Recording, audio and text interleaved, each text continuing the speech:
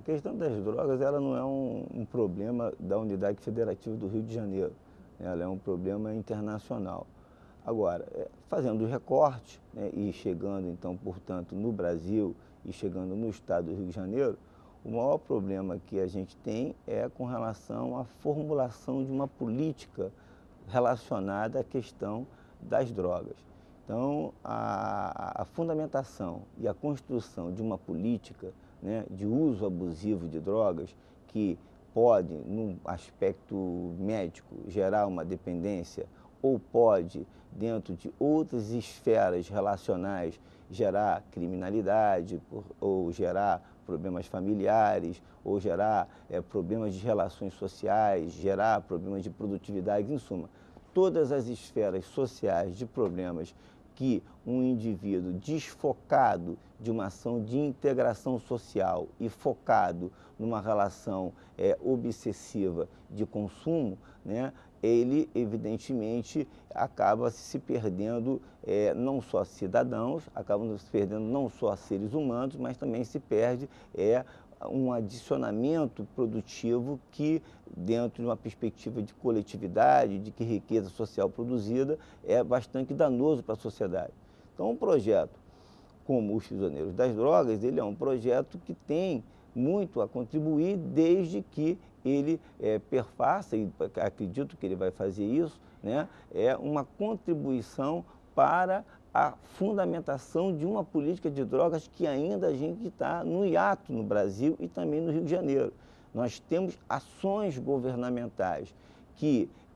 vinham tendo uma linha de desenvolvimento na era do Fernando Henrique Cardoso, e agora nós temos, na era do governo do PT, do governo Lula, outras ações governamentais que desconstruíram aquelas antigas ações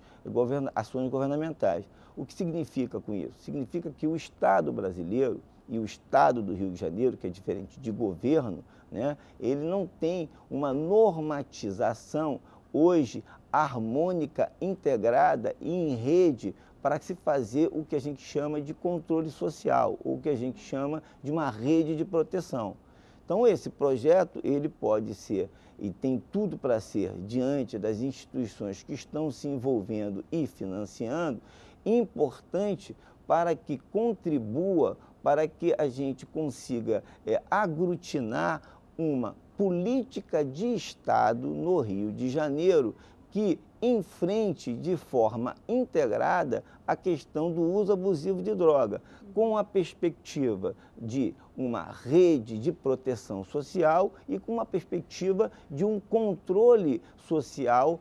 dessas problemáticas que são multifatoriais. Então, essa, para mim, é a maior importância do projeto, é a contribuição política que ele pode dar diante de uma ausência de uma política de Estado que a gente encontra. Com relação à associação com a criminalidade, né, ela tem os pontos que a gente chama de primário, a gente tem os pontos que a gente chama de secundário e tem os planos que a gente chama de à margem, que seriam os planos ocultos. No plano primário,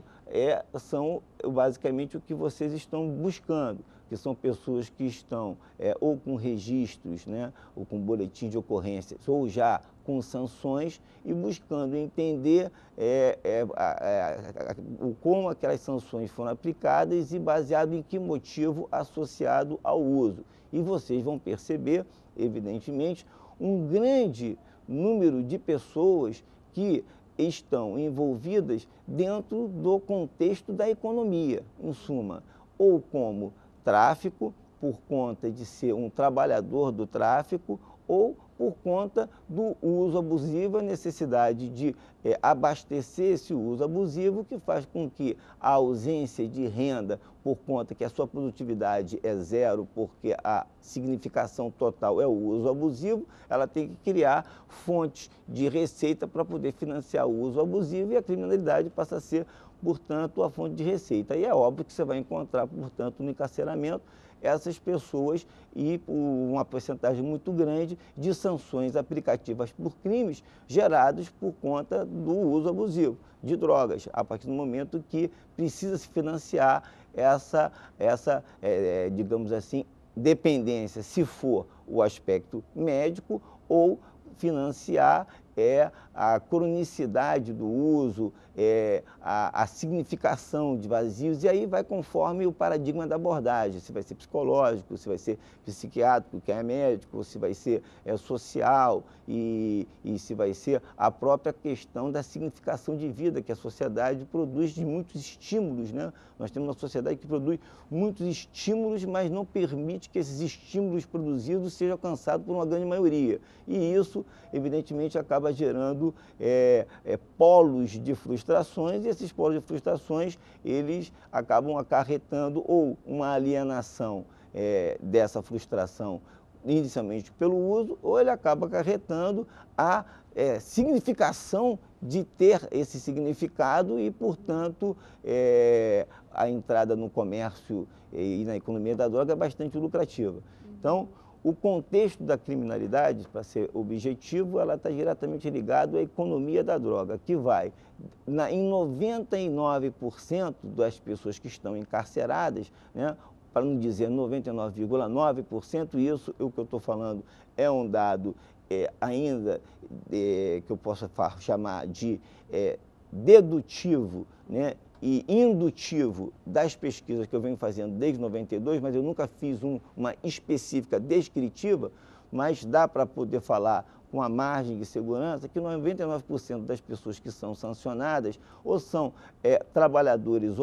operacionais da rede, né, que compõe a economia de oferta, e uma outra parte é os que demandam, né, o que compram esses serviços e que fazem bicos na oferta para poder também poder ter o uso, ou então tem que ir para outras criminalidades para poder ter o uso. O fato concreto é que o maestro, o gestor, né, e o dono da rede de distribuição de oferta de droga, ele não está na cadeia, ao contrário, ele é um dos que fatalmente estão contribuindo não só para as leis punitivas, está contribuindo para a gestão da riqueza e está vivendo socialmente muito bem, livre, inclusive às vezes até financia a problemática de entendimento disso, porque esses não são alcançados.